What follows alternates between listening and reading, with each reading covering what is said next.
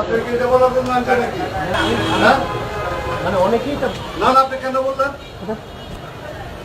Oren আমি শুনেছেন আপনি একটা কানাপট্টি গরম করে এলাম ওর বান্দির বাচ্চা। ভাই বলুন, কথা বলেন না। কথা বলেন না, উঠে বলেন। একদম পিঠা এখানকার বলা ঠিক করে এলাম ওর।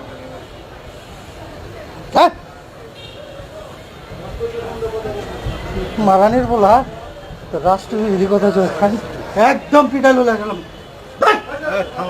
শেখ মুজিবুর রহমানের নামে স্টেডিয়াম আছে, আমরা বিরোধিতা করি নাই। শেখ মুজিবুর রহমানের নামে স্যাটেলাইট আছে, বিরোধিতা করি নাই। সুতরাং ভাস্কর্যের বিরোধিতা করার মানে হলো শেখ মুজিবুর রহমানের বিরোধিতা করা না। এটা হলো যেহেতু একটা মূর্তি, হাদিসে নিষেধ আছে, এজন্য আমরা ভাস্কর্যের ব্যাপারে বলেছি। শেখ মুজিবুর রহমানের ব্যাপারে আমরা কথা বলি নাই, বলা সমীচীন নয়। কথা বলেন ঠিক কিনা? পরে করে না ভাস্কর্যের আলোচনা করলাম তো,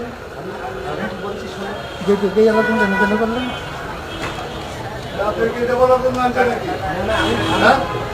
মানে অনেকেই তো না না, আপনি কেন বললেন? ওরেন আমি শুনেছেন আপনি একটা কানাপট্টি গরম করে এলাম ওর বান্দির বাচ্চা। ভাই বলুন, কথা বলেন না। কথা বলেন না, উঠে বলেন। একদম পিঠা এখানকার বলা ঠিক করে এলাম ওর। হ্যাঁ মারানির বলা তো রাষ্ট্রবিরোধী কথা চলছে, একদম পিঠা লোলা গেলাম।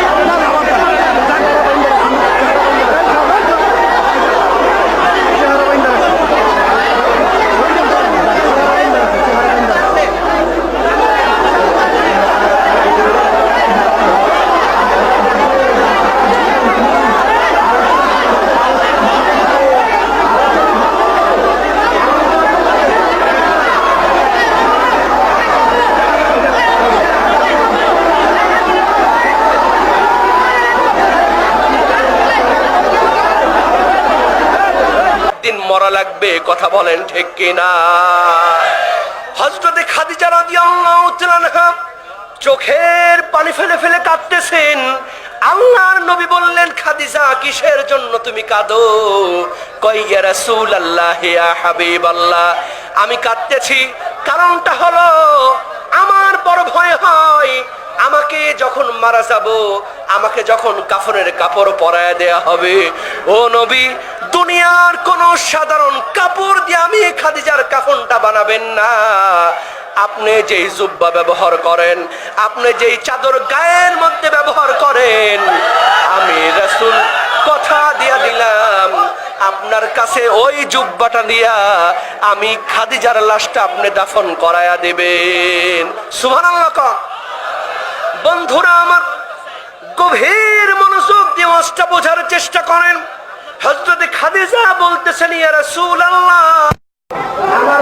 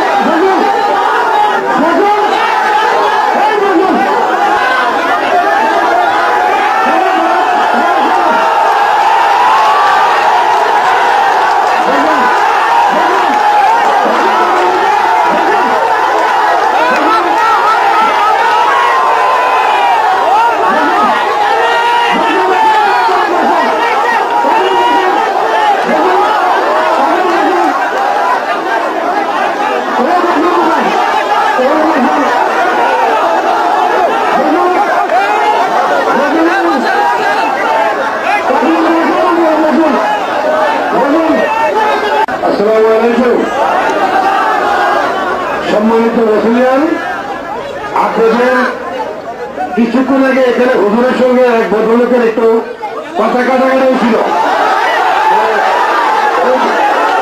ওই বিষয়টা নিয়ে উনি নিজেই নিজের ভুল বস্তু করে হুজুরের সঙ্গে উনি মিটমাট হয়ে গেছেন।